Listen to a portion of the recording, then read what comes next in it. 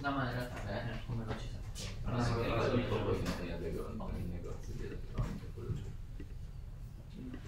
Ma che ti serve? Perché mi arriva dentro la play, loro soffiarlo e mandarlo alla play. Io mi ho voluto ma aveva talmente tanto veloce che non c'è bello. Okay, shall we start? We're a bit late. Last time we saw how we can generate trajectories for the center of mass of the robot by using a reduced model, which was the linear inverted pendulum model. You remember? We use this Python library to compute this kind of trajectories, where we basically have to pre-specify the footsteps, so where the robot should put its feet, and the timing of the footsteps, so how long each step will take. And then the solver can compute for us a center of mass trajectory, and which is the green one, and a center of pressure trajectory, where basically the center of pressure jumps from one foot to the next one. That is consistent with the dynamics of the linear inverted pendulum.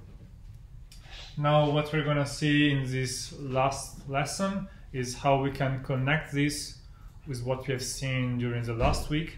So the reactive controller, which was task space inverse dynamics, to use this center of mass trajectory as a reference, and so generate a whole body motion for the system. Okay, because here we don't see any robot walking, we just see a nice trajectory. So to do that, we need to worry about a couple of things. The first one is that the time step that we use in trajectory optimization is typically much larger than the one that we use for doing control. Okay, so for trajectory optimization, I think in the software we are using by default 100 milliseconds. So my center of pressure can only move every 100 milliseconds, and that's enough for the dynamics of the linear inverted pendulum.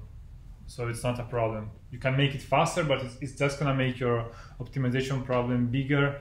You're not going to gain much in terms of capabilities of what you can do. But when it comes to controlling a multi-body system like a legged robot, then you need to run the controller at much higher frequencies.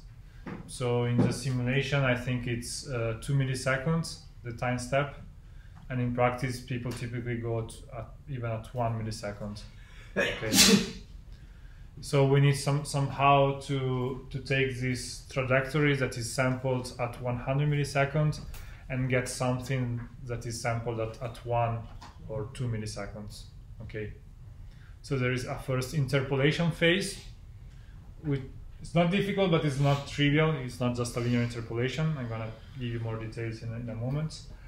And the second thing we need to worry about is the trajectories of the feet.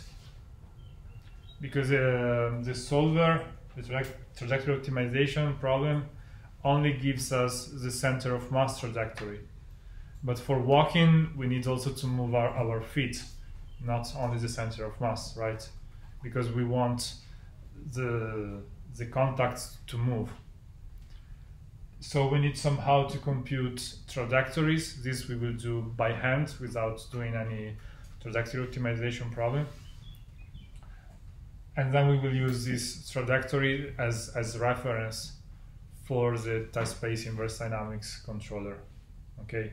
So basically in task space inverse dynamics, we will have different tasks. One is going to be the center of mass, which is the most important. Then we will have a task for each foot to follow the trajectories for taking steps. And then we will have a postural task as usual to basically constrain all the degrees of freedom of the system. Otherwise, we would get a very weird movement because we don't specify what the robot should do with the remaining degrees of freedom.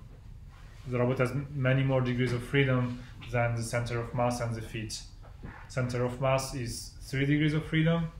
Each foot has 6 degrees of freedom because you have position and orientation. So if you consider the 2 feet, you have 12, plus the center of mass 15. But a humanoid robot has typically something like 30 degrees of freedom. So you need the postural task to tell the controller what to do with the remaining 15 degrees of freedom. Okay. So let's see how we do it, and then we go to the code to see how it is implemented, and we play a bit with the script. So for the interpolation of the center of mass, basically the inputs of the problem are the center of mass, position, and velocity, and the center of pressure, sampled with a large time step, which is the one of trajectory optimization. What we want as output is the center of mass, position, velocity, and acceleration, because task space inverse dynamic needs the 3 of them. We also need the acceleration, which is going to be basically our feed-forward term, but with the time step used by the controller, which is typically much smaller than this one. So what you shouldn't do is just to do a linear interpolation. You cannot just take the center of mass position at time 0, the one at time 1, and say that at time 0.5 you're halfway in between these two. Because if you do that, you're going to get something that doesn't really satisfy the dynamics of the linear inverted pendulum. Okay. What you should do is that you should take the dynamics of the linear inverted pendulum, which we have seen last time, because this is basically what we have used inside the trajectory optimization problem. And given the center of mass, position, and velocity at a certain point in time, if we want to predict how this evolves in 1 or 2 or whatever milliseconds, we use this expression here to project it forward in time. Okay, and this is not giving me a linear interpolation. This is something more like an exponential behavior of the trajectory. Of course, if the time steps of the controller and the trajectory optimization are very close to each other, maybe, I don't know, this one is only twice as large as this one, then there is no much difference between the linear interpolation and this. But as these two time steps grow further and further apart, then the difference between this and a linear interpolation becomes more and more important. Okay, so in our case, since this is 50 times smaller than this, it starts playing a role. So we use this for doing the interpolation. So this gives us only position and velocities of the center of mass, but we also need the acceleration. Luckily, that's not very difficult to compute, because since we have the center of pressure, which I call Z, if I know the center of mass position at any point in time and the center of pressure, then the acceleration is simply given by the linear inverted pendulum dynamics. This is the dynamics equation of the linear inverted pendulum. But does it, let's say we have 50 points, two samples of the COM, and we have to get 50 points in the middle. In between, yeah. In between. So we use this equation to predict the COM evolution between these 2 points. Yeah. Does it happen that in the end it exactly matches the last one? Yeah, it does. It does, yeah. Because the U is kept kind of because constant. U is constant for 100 milliseconds. So if you apply this 50 times in a loop with a time step of 2 milliseconds, or you apply it 1 time with a time step of 100 milliseconds, you get exactly the same result. I mean, mathematically speaking. Then numerically speaking, it has to be confirmed. But in the code that I've written, I've plotted all of this, and it looks really precise. And at least by eye, you cannot see any difference. So if there is any, it's very small. Okay. So with this, we're gonna get position, velocity, and acceleration with the right time step. Then for the feet, a very common choice for the trajectories is to use polynomials because they are smooth and they are easy to compute. Then what you need to choose is the degree of the polynomial, which is gonna basically be imposed by the number of constraints you want to apply. So if you have, I don't know, 3 constraints, for instance, you need to use a second order polynomial because a second order polynomial has 3 free parameters.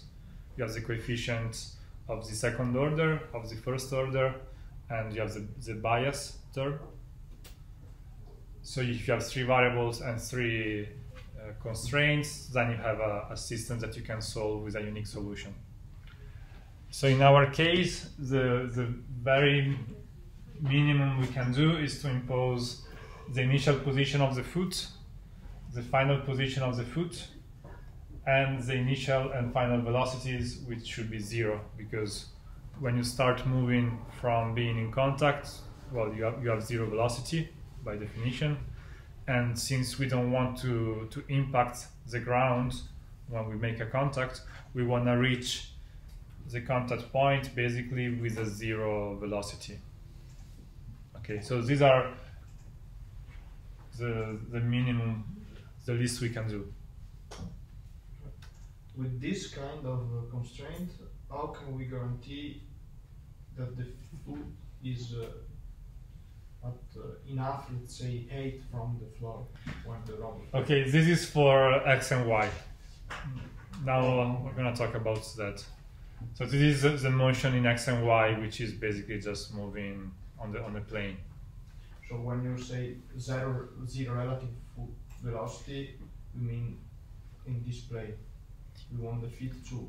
Yeah, we're going to land with 0 velocity also in Z. It's also going to be applied to Z, but with Z we have one additional constraint, which is the height in the middle. And that is once again a parameter that is in the configuration file. Again, the mail.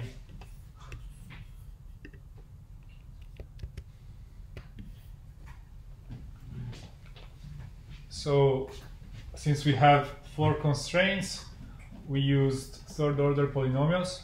So we have 4 free variables. We apply the 4 constraints and we get the unique polynomial that satisfies these constraints.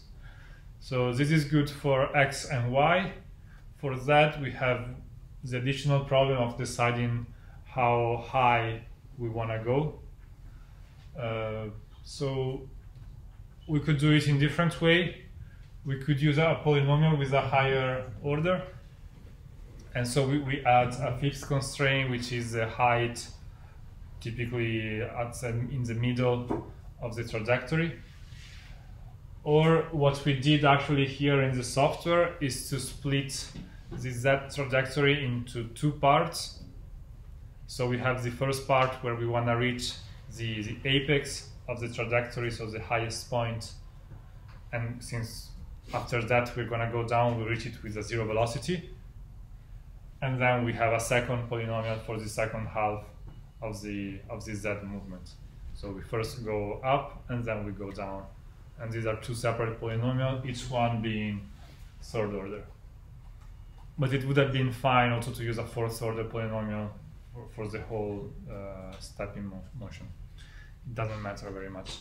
What matters actually is also constraining the acceleration, but that's important only on real robots. In simulation, since you're controlling the torque, you can make the acceleration jump, you don't care. You can go from 0 to 1 in one time step in terms of acceleration. On a real system, actually, you cannot do that because the joint torques cannot change discontinuously. Okay, because you have elasticities in the system, so everything needs to be smooth. So what we do typically on the real system is that we also constrain the initial acceleration and the final accelerations to be 0, so that we ensure that the joint torques are going to be continuous. Okay, but I didn't do it here because basically I was lazy, and I know in simulation everything works even if you don't do it. Why don't you use a higher order polynomial to solve this problem? Because if you use a fifth order, you have a smooth acceleration. I could do that, but then I don't have a unique solution. I have infinitely many solutions because I have 6 variables, and here I only have 4 constraints. So in that case, I would need, for instance, to choose one by minimizing, for instance, the jerk. Use it for minimizing jerk. Yeah. Because in biomechanics we used to minimize. The humans minimize jerk. So yeah. So minimum jerk trajectories are very common. That would be another option here. Yeah, there is a closed form solution for that. Yeah, you have a closed form solution for a certain initial and final condition. Yeah. I could have also used that. Okay. Yeah, that's also an option.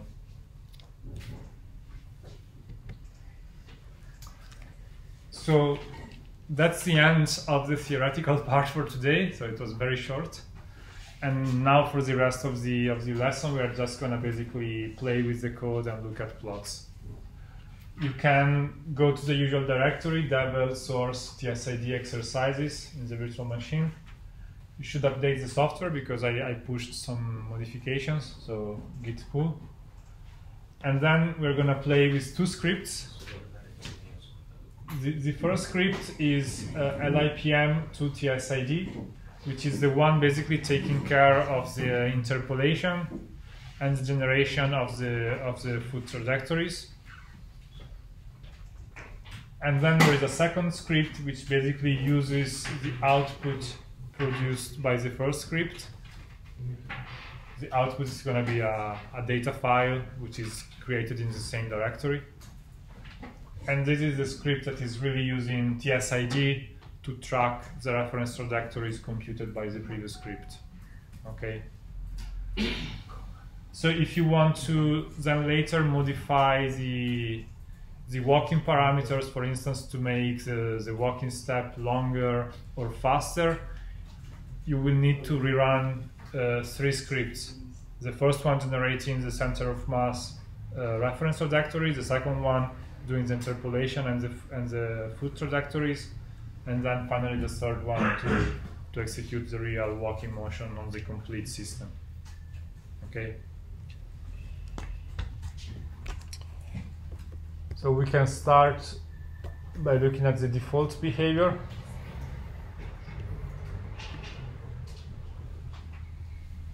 So this is the walking motion you get by default. We already saw it last time. It's 4 footsteps, which means 2 steps. And it's a quite slow walking motion. We need first of all to run the script exercise for LIPM to TSID, which is this one. Which is not a very interesting script to analyze. It just performs the interpolation by calling a function that does the interpolation.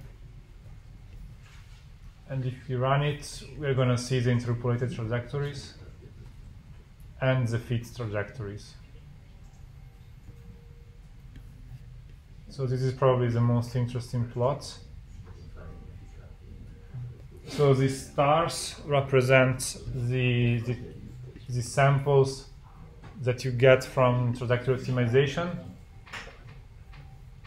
which are quite sparse. And then what we compute is the green line connecting the stars. And if you zoom, especially, I guess, in the point where you have a curve, you will see that the interpolation is not linear. I don't have a straight line connecting the stars. I have a curve. And this is because I'm using the real dynamics of the linear inverted pendulum, and I'm not just doing linear interpolation. So basically, to answer Michele's question, if there was a problem with the math, I would get a jump basically at the end of the green curve. I would jump, I would then go directly to the star. But by eye, I cannot see any discontinuity. I mean, the star seems to be exactly at the end of the green curve.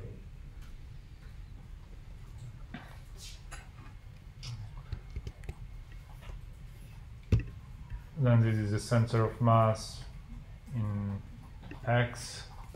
This is the center of mass in Y. And here I get the foot trajectories. So in the Y direction, there is nothing going on because I'm just moving straight. This is Z direction. So the feet just go up and then come back down. And here I use one polynomial to go from here to here, and a second polynomial to go from there to here. And once my right foot makes contact with the ground, then my left foot starts moving. So there is no double support phase. I'm always in contact with one foot at a time. X is the X is forward. Yeah, Z is the forward. This is Z because it's, well, yeah, it sucks, but so okay. X here represents the 3D position, and the index 2 means that it's the third coordinate, 0, 1, 2. Ah, okay. So Yeah, not really intuitive. no, okay. So this is the height, This is the height of the foot, yeah. and the U is the meters. This is in meters, so yeah, it goes 5 centimeters high. You can make it go higher if you want. It's just one parameter in the configuration file. And in order to run, what should I do? In order to run, we should change the definition of the trajectory optimization problem. We talked a bit about this last time. The main problem, if you want to run, is that during the flight phase, the assumption that the height of the center of mass is constant Okay, yeah, wouldn't hold. body. Yeah, so you should fall.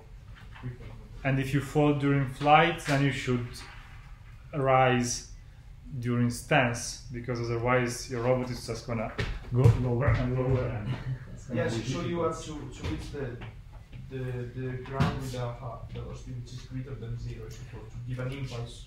Okay, and then you have a second difference, which is this one, that you cannot take the assumption that you're gonna impact the ground with 0 velocity. So you're gonna have an impulse, which is gonna, well computed, such that yeah, and the impulse is basically gonna introduce a discontinuity in your center of mass velocity. So yeah, you need to change a bit what we have done. You cannot do it directly with this methodology, but I think it's not too complicated to do. For you, maybe. Not too complicated means maybe 1 month of work. That is not too complicated. So this is the height of the feet, and then we have the forward motion of the feet. So this is the real x coordinate, and well, they just move forward. The first step is basically half of the size, and then starting from the second step, you take it a full step. It is basically just the same footsteps that we have seen before, but translated into time.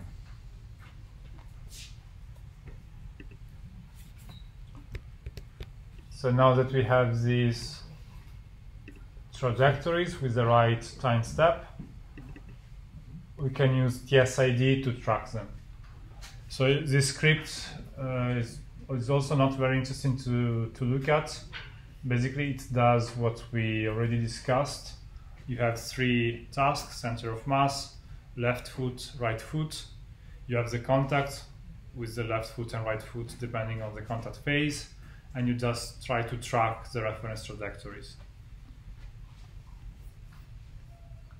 So if you run it, you're gonna see the robot walking in simulation, and then at the end a few plots.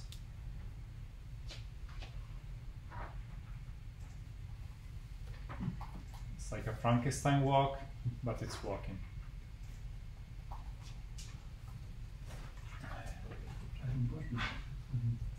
So at the end we have a few plots to look at.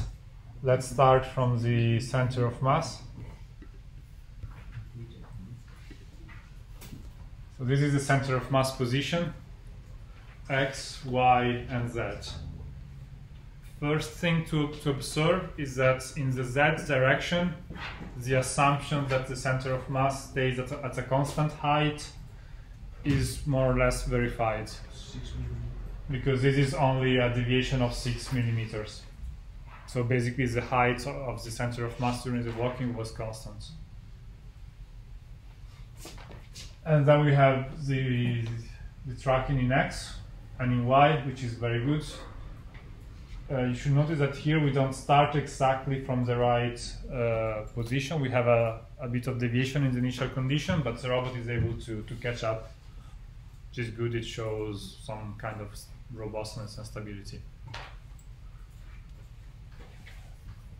So this is the position of the center of mass. We can look also at the velocity of the center of mass, which goes like this.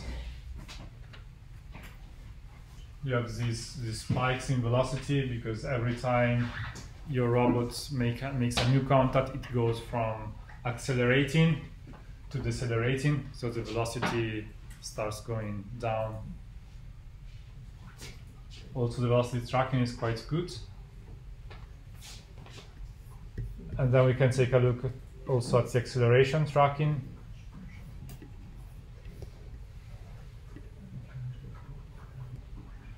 So as usual in the acceleration plots we have 3 curves, not 2, because on top of the real and the reference we also have the desired, which is the reference plus the proportional derivative feedback terms. And here more or less the 3 curves are equal in X and Y. In that we have some deviations. But what's really important is that the COM acceleration in the Z direction should be very small, because one of the assumptions of the linear inverted pendulum model is that this acceleration is 0. So it's not really 0, it's 0.1 roughly, but it should be, what's important is that it's small compared to gravity, okay? Because the center of mass acceleration in Z is summed to the gravity direction, to the gravity acceleration in the linear inverted pendulum model. So assuming that it is 0 basically means that it should be small compared to gravity.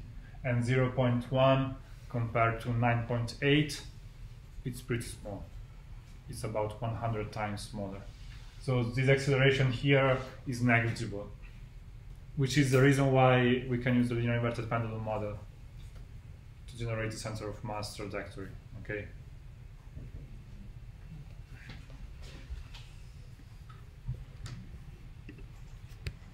Then we have other plots to look at. Oh yeah, this one is also important. Center of pressure. So this is the center of pressure of each foot in the local frame. And what's important is that the center of pressure should never reach the boundaries of the foot surface, otherwise you risk tipping over, right? And so these are the boundaries, the dotted lines. And we can see that the center of pressure, not only it doesn't reach the boundaries, but it remains in the central region of the foot, which is what we wanted, okay? So this is a robust, in a certain sense, behavior for the center of pressure. What we can expect to see is that as we modify the walking parameters to make the robot walk faster and faster, then the center of pressure will need to go closer and closer to the boundaries, okay? Because it needs to accelerate the center of mass more, so it will need to deviate more from central foot position.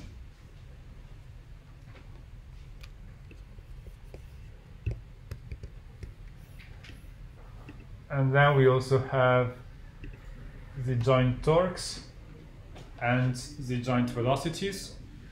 So by default in the script, the joint torque limits and the joint velocity limits are not active, okay? Which is why we have some deviation, we have some violation of the torque limits.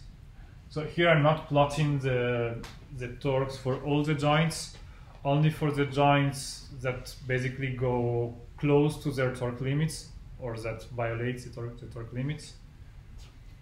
So they are, of course, all joints of the legs, because the legs are doing most of the work during walking. The upper body is not doing much. So here it's left hip yaw, left hip roll, left knee pitch. Well, that's a knee, you only have the pitch. So it's basically the hip yaw and roll and the knee that are doing most of the work, at least compared to the torque limits of this robot. And we can see that, for instance, here, this is the right hip yaw joint. It's exceeding the torque limit. Here, the joint torques are normalized between -1 and 1, so I can plot them all in the same plot and they have the same limits. But in practice, the limits are different. With the maximum really for each absolute. Yeah, I normalize them with respect to the boundaries. So that the 1 is the maximum and -1 is the minimum for each curve. Okay. And we can see that there are some violations here. Here also we exceeded the torque limits. And the same holds for the joint velocities. No, actually no. So for the joint velocities, there is no violation, even if I don't use the joint velocity limits. Okay.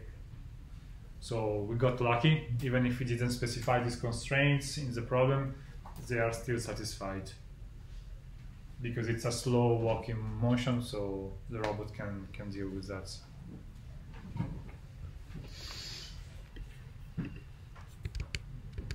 So what we can try to do is to go in the configuration file, which is x4conf,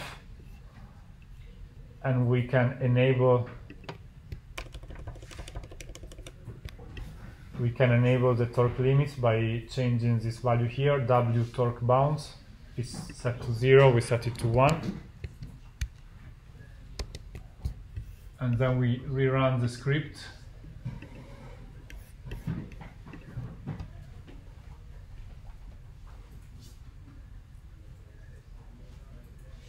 So the motion looks just the same.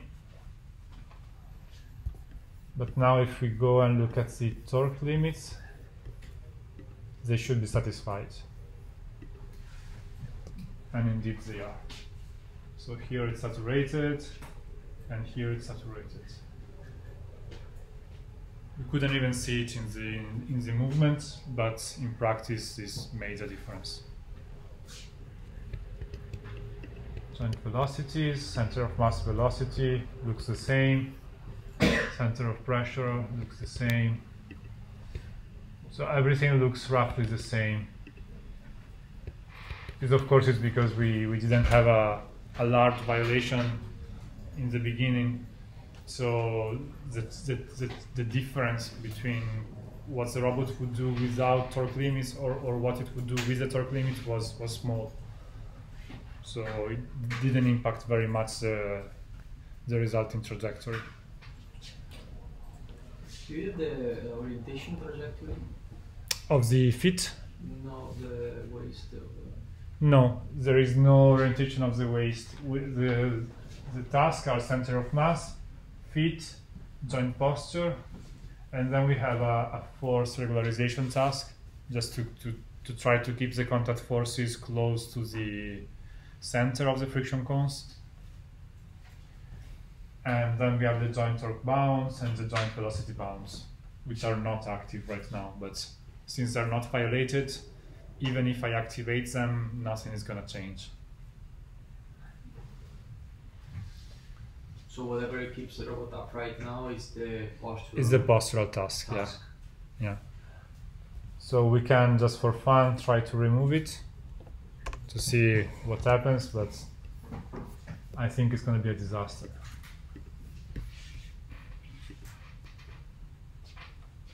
And voila. It just fell immediately without the postural task.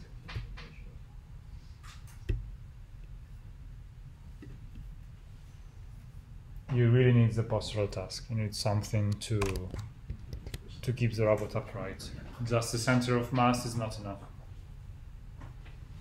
It was already giving problems with the manipulator. With the humanoid, it's of course much worse because you have many more degrees of freedom. So one thing we can try to do now that we have this, let's say, conservative and slow walking motion is to try to make it walk a bit faster, to really push towards the limits of what this robot can do. For this reason, I've prepared a second configuration file, which is called x4 long conf. So long is because the walking motion you're getting with this is longer. And the trick I use to make it longer is to make the steps faster. So it's longer in terms of number of steps. It takes, I think, 6 footsteps instead of 4. But each step lasts only 0.8 seconds instead of 1.2. So it's like 30% faster. That is the main difference basically between the two scripts. I take more steps, but they are faster. Maybe they're also a bit longer, I don't know, 20 and yeah. So before the steps were 10 centimeters long, now they are 20 centimeters long. So they are twice as long. So this is going to result in a much more aggressive movement. It's going to be more difficult to realize on the robot. So in order to use this one, you just need to change one line of code in all the files, which is at the beginning. Well, it's already there, actually, the line of code. In the beginning, you have this import of the configuration file. And if you change the file that you import, you're going to use different parameters. So it's a nice way to change a lot of variables just by changing one line of code. So if you uncomment this line here and you import x4 long conf in all the 3 scripts, then you're going to use the new parameters. Okay. So we can start with the planning of the linear inverted pendulum model. And we can see what we get. So this is the walking motion that we get. Now we have 6 footsteps instead of 4.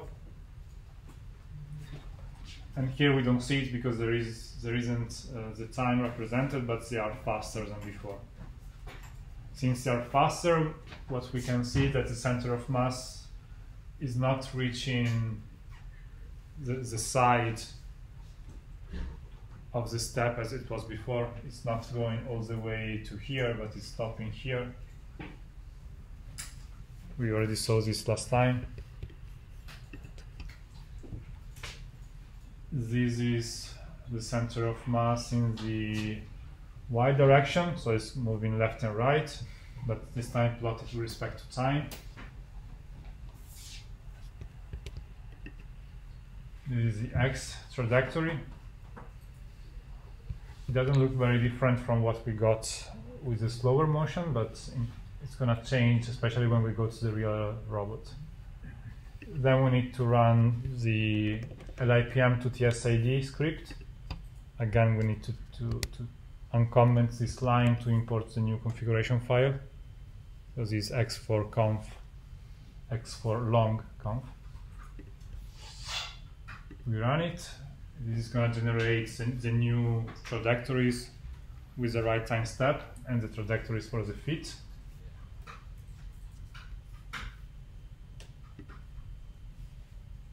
These are the interpolated trajectories.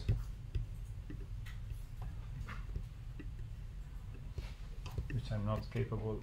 Okay, I am capable. Maybe. I cannot. Okay. So here at least the robot takes a few steps.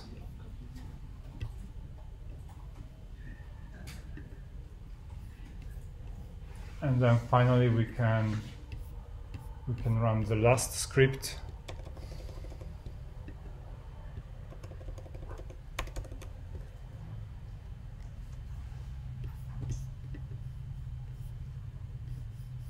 Stopped working.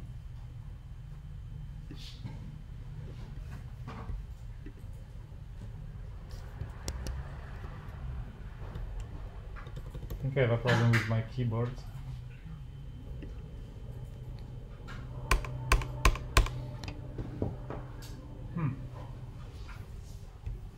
Is this only spider or everything?